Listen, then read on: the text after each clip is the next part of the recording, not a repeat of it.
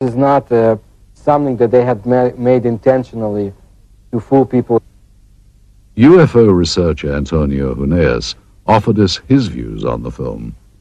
I would say that visually it's very impressive. The first thing that struck me was the good quality. Very, very, very clear footage. You see, of course, it wouldn't be impossible to duplicate, you know, as a hoax. You would have to hire some actors and so on. But it was quite well done. Of course, it could even be some kind of disinformation too. That the KGB was quite notorious about doing disinformation. For what purpose, I don't know. But they might have done some kind of training film or something to. Of course, if it was disinformation aimed against the Americans or something, we never heard of it. So that's also dubious. Finally, while Mr. Huneeus felt that the film required more investigation, he was impressed and intrigued by it. Well, I would say that if this is real, and I do not have the elements to make that judgment, this is so far the best footage of an alleged crash UFO or a dead alien that I've seen so far.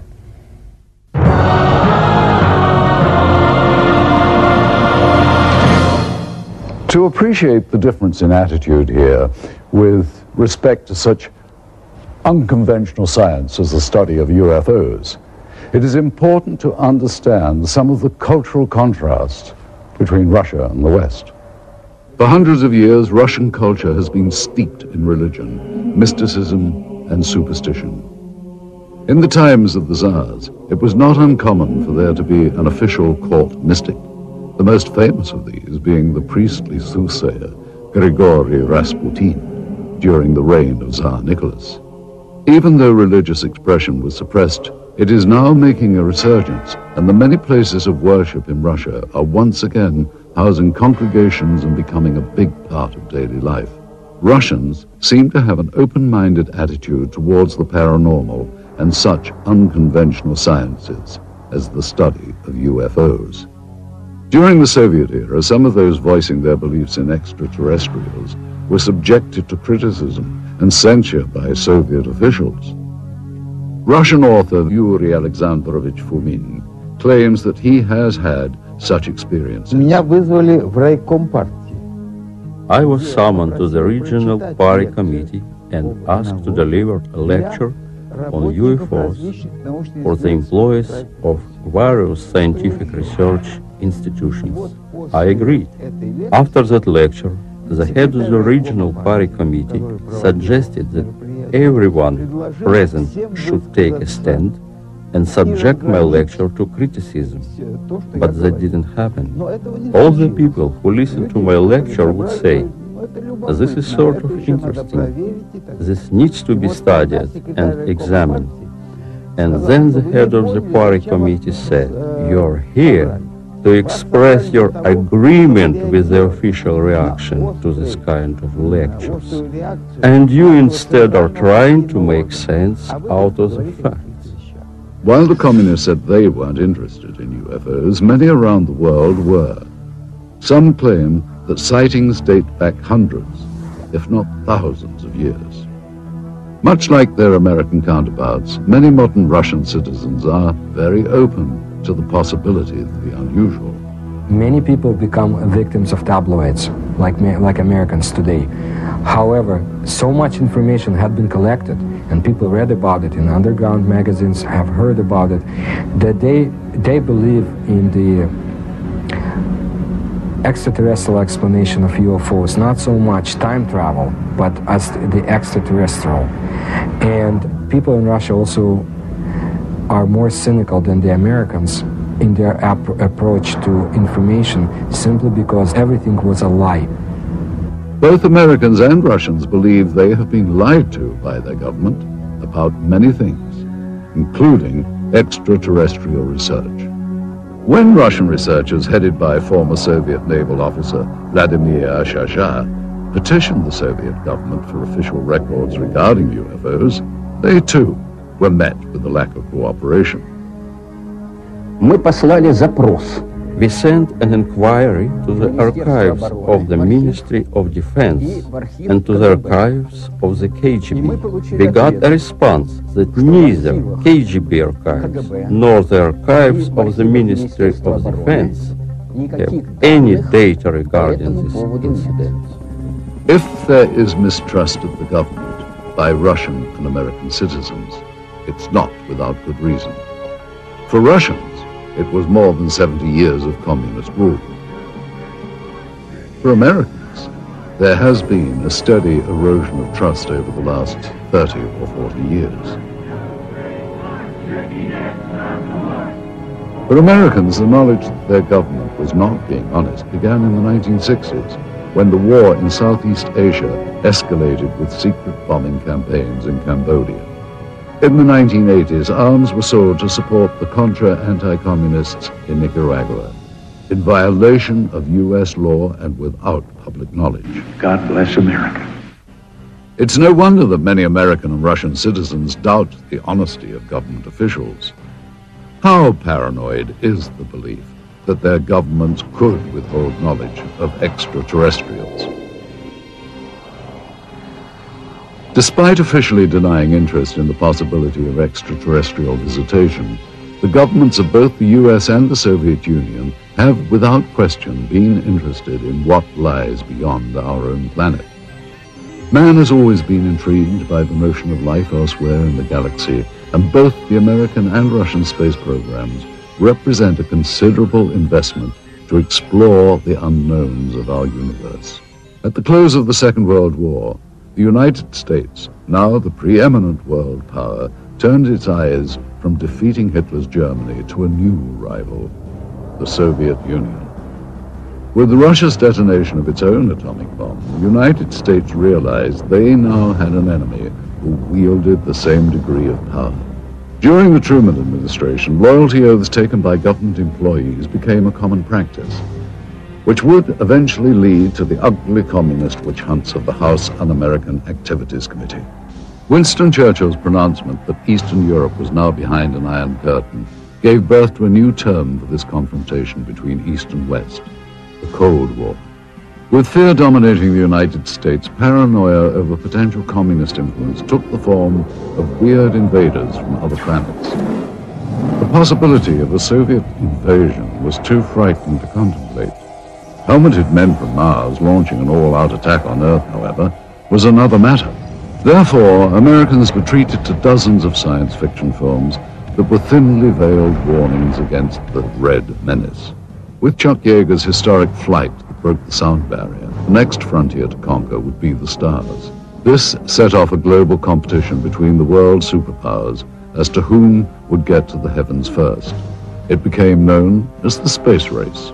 To meet the demands of such technology, NASA, the National Aeronautics and Space Administration, was formed in 1958. The space race would nearly end in defeat for the United States, however, with the launch of Sputnik. The US feared if the Soviets could launch a probe in space, would missiles launched from that probe be far behind? When cosmonaut Yuri Gagarin made his historic orbit around the Earth in 1961, he became the first man in space. The United States realized their only hope of beating the Soviets was to have the first man on the moon. And in this dream, they would find a passionate champion. It was President John F. Kennedy's promise to have a man on the moon by decade's end that shot the space race into another dimension. It would not be until Neil Armstrong's historic first lunar step on July the 29th of 1969, however, that Kennedy's dream would be fulfilled. In years to come, the cumbersome NASA rockets would give way to the more streamlined and modern space shuttle. Even before the fall of communism, a new unity would develop between Russia and the United States. The petty rivalries of the past gave way to a new cooperation, which would culminate in the joint Russian and American crew of the space station Mir. Modern astronauts like Dr. Michael Foale would make history working with their Russian counterparts in space. At long last, the demons of the Cold War had been silenced. The first human beings in space were Soviet. Were the Russians also among the first to encounter beings not from this earth? This footage, which seems to depict Russian pathologists dissecting what appears to be a non-human life form, requires further analysis. We once again asked Stanton Friedman for his comments. I don't know what to make out of it. I'd certainly say it's worth further investigation. By my standards, it's in my gray basket. Not black, not white, maybe. Worth following up on. We then asked film expert Sergei Goncharov if he thought that the film's characteristics on this reel were consistent with the time period from which it was supposedly shot. It certainly is consistent with the information on the can. It is negative. It's got the negative perforations. It's exactly what the information on a can indicated. Sergei explains the significance of a flash frame, an interesting and possibly important characteristic of the film that was discovered. All right, now, a flash frame, this is, of course, a flash frame is that piece of film that is, when you push the button on the camera and you start exposure and you stop the camera to stop the exposure, and then you restart the camera again. By virtue of inertia, the camera will sometimes expose either a flash of light, or if you point the camera away from the person in front of it, you will see some other subject matter. Those flash frames appear between the takes and sometimes show things and people that are not part of the scene itself. You have people that have nothing to do with the information that you've seen on a film before or after. Again, an individual in uniform. You see these people performing a procedure. You have somebody in civilian clothes, people that you have not seen before, as this is in a flash frame segment, which was not meant to be as the procedure that was being photographed. Mr. Goncharov concludes that while the film's stock and camera techniques are consistent with KGB and Soviet government films of that period, he feels that the discrepancies with the subject matter require closer scrutiny. Anytime you have subject matter of this type, any additional investigation is worthwhile. Absolutely. Stanton Friedman was further intrigued by the medical techniques in the film. I don't know what to make of these guys with what seem to be medical instruments, certainly in a medical facility, judging by the stuff on the wall. And it's interesting that you can see their faces, which is interesting from two different directions. You can tell their identity if you could find people that look like that. And they're apparently not afraid of contamination, ingesting anything toxic. Now, that could be that they'd already gone through this routine and somebody had said, hey, there's nothing bad here. We then showed the film to Dr. Annette Ryan, a former lieutenant colonel with the Army Institute of Pathology. The first thing that I notice is the way the doctors are dressed. They're dressed in these pristine white lab coats, and I think it would be more common for them to be dressed in scrubs or even butcher aprons, unless, of course, they know that they're being filmed and they want to look good. They also look very young. But that is consistent with forensic examinations, and that's because senior medical staff usually don't get involved in this type of procedure. I also notice that they're wearing rubber gloves, but they're not wearing any other protective gear. They're not wearing goggles, they're not wearing masks, they're certainly not wearing any biohazard suits. I would assume that's because they're not concerned with contamination. And this, of course, is typical of Russian-Soviet medicine. I mean, when we think of Chernobyl, just remember back that there was a terrible lapse in any type of protection. It certainly would not happen in the United States. I mean, it would be unheard of. Next, Dr. Ryan commented on some of the specific medical procedures. All right, what's happening here is that they're using dissecting scissors to open up the sternum, which is a common procedure at that time. He's using the proper tool. The way they're holding and using the various tools looks correct, which indicates to me these people know what they're doing. I would say there's little doubt that these are actual Russian medical people. Now, if you look closely at this procedure here, which is repeated several times in this footage, what they're doing is removing a piece of material The one doctor refers to it as an organ or resembling an organ. Then the diener sniffs off a small sample which is placed in a specimen jar for later analysis. Well, that's exactly what would be done in a forensic case, or in the case of scientific research, for instance, if some new species had been discovered. They would remove very small pieces for later chemical and microscopic examination. The lead doctor also mentions a structure he describes as resembling ribs.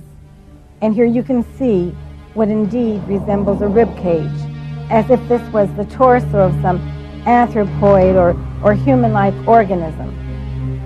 Finally, though Dr. Ryan was unable to identify the subject matter, she believes that the techniques were consistent with those practiced in the Soviet Union during the late 1960s. We have little information about the specimen seen here, other than the pathologist's description and the KGB code name Sverdlovsk midget. We wondered, though, how such a being might appear had it been recovered intact.